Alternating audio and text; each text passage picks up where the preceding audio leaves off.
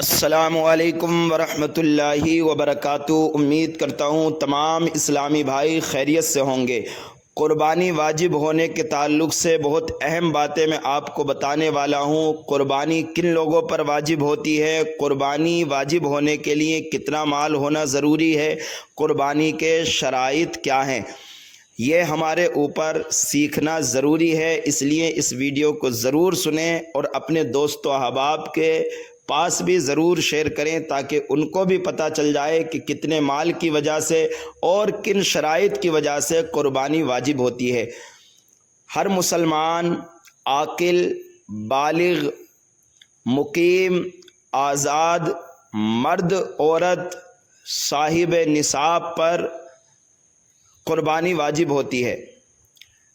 صاحب نصاب سے مراد جس شخص کے پاس 52.5 تولہ چاندی یا 7.5 تولہ سونا یا پھر اس کی قیمت یا پھر مال تجارت یا غیر مال تجارت جو حاجت اصلیہ سے زائد ہو، قربانی کے ایام میں پایا جائے، ایسے مسلمان مرد عورت پر قربانی واجب ہوتی ہے۔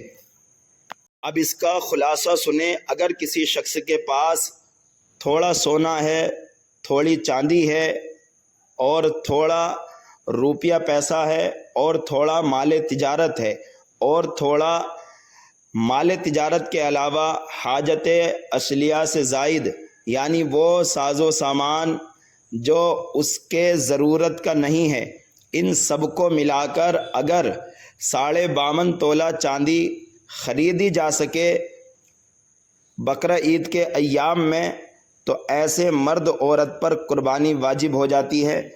حاجت اصلیہ کے علاوہ جو مال ہوتا ہے اس کی تفصیل انشاءاللہ دوسری ویڈیو میں آنے والی ہے، اور عورتوں کے اوپر زیور کی وجہ سے اور جہیز کی وجہ سے قربانی واجب ہوتی ہے یا نہیں، انشاءاللہ اس کی بھی ایک ویڈیو آپ کے پاس آنے والی ہے، اس کو بھی آپ سماعت کریں۔